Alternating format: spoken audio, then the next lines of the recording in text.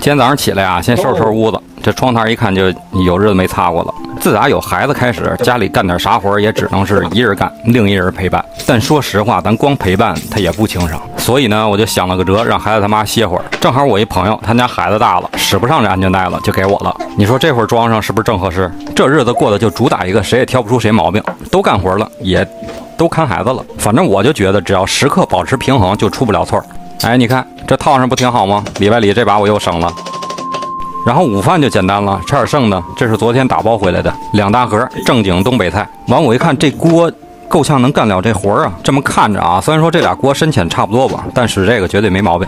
你看这还定住了，咱有啥说啥啊！这一对我俩真吃不了，我呀就还使这盒分2对，明天接着吃吧。然后2次加热的时候可以兑点水，本身就是东北菜，完了还铁锅炖，所以说这1缸的水都不一定够。媳妇爱吃这里边的白菜，我再给它添上点。趁这功夫我再拌个小菜，因为昨天我们一块吃饭啊，我那朋友是东北人，完我就问他，这铁锅炖东北菜的话，家家都这么做吗？结果他说家家都不做。完我说为什么呢？他说那豆汁儿是北京的，那家家都喝吗？你这么一说也对哈，不过他说这个小菜家家都做。完我这个调味呢也是纯蒙，就根据昨天那个口感来的，结果蒙的还行，也非常带劲。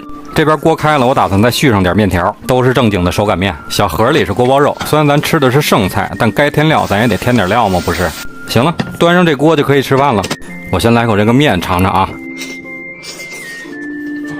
咱要是往邪乎了说啊，此时此刻我就坐在土炕上呢，那满满的东北味儿啊，就有一种什么感觉呢？感觉这个比昨天在饭馆吃的还带劲呢。